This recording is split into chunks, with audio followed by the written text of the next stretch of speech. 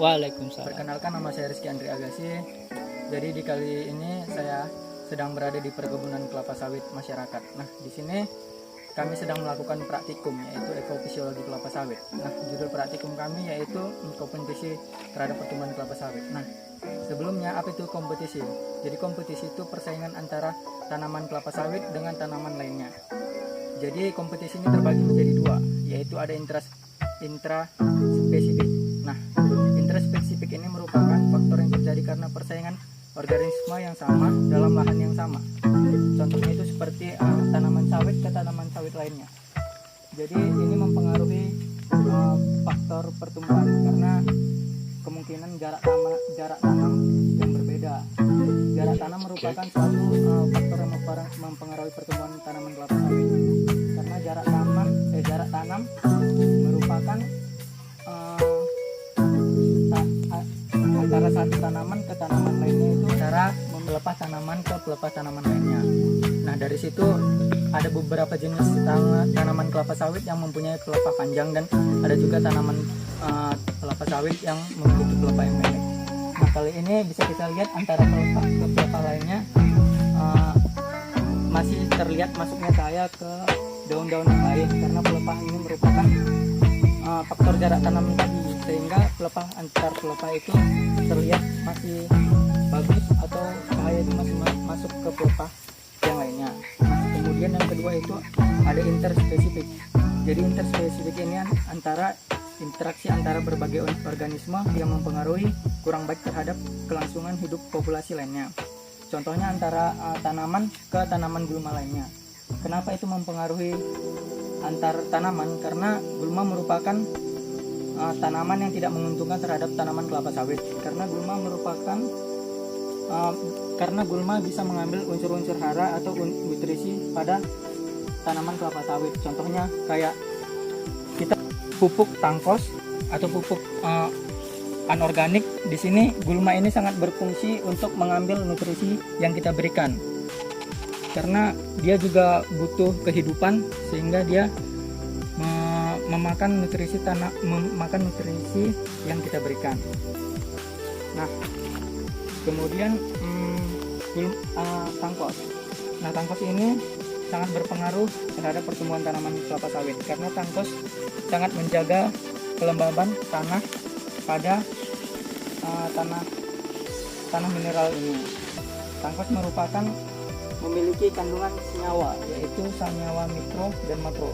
Tangkos ini memiliki unsur-unsur hara yang lengkap lah gitu, sehingga memacu pertumbuhan tanaman kelapa sawit, mau itu dari daun, buah, ataupun batang. Baiklah, di sini saya melanjutkan praktikum kedua, yang dimana praktikum kedua itu yaitu tentang pertahanan kelapa sawit. Nah, jadi pertahanan kelapa sawit ini yaitu merupakan sistem pertahanan tanaman kelapa sawit terhadap sifat lingkungan, yaitu sifat lingkungan kayak tinggi tanamannya, kemudian banyak daunnya, kemudian besar batangnya, dan perakaran akarnya. Nah, perakaran tanaman kelapa sawit ini yaitu akar serabut.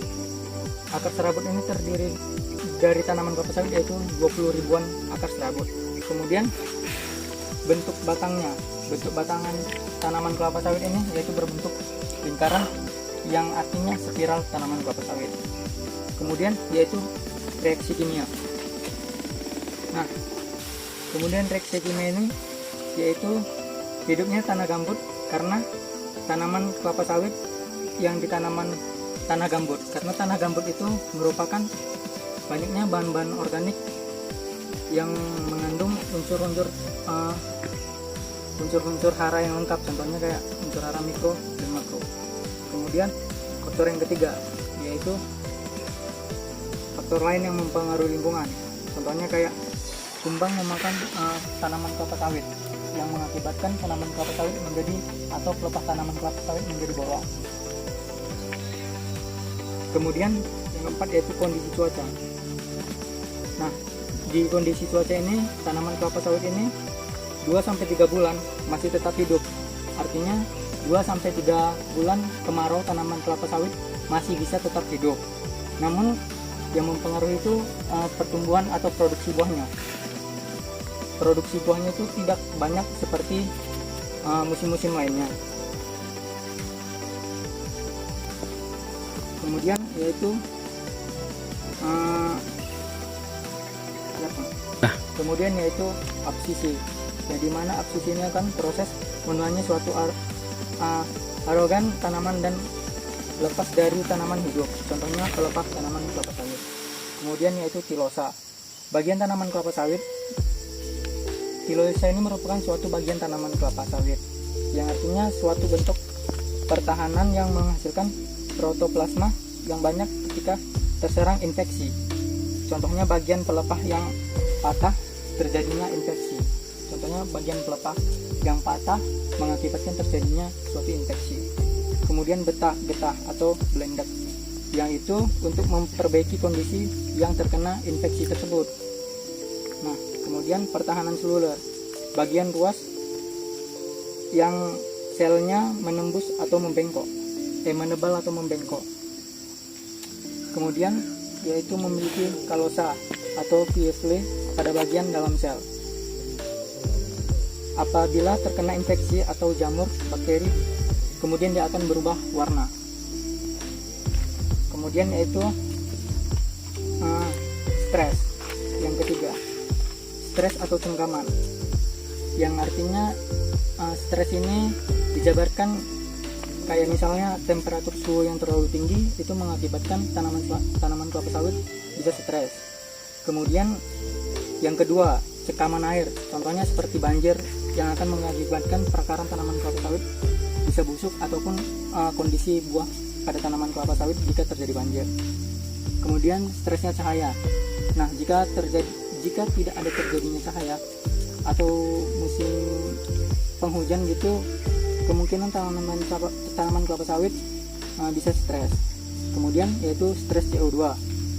CO2 ini kayak contohnya daerah pabrik. Jadi asap pabrik itu atau udara dari pabrik itu bisa mengakibatkan tanaman kelapa sawit menjadi stres.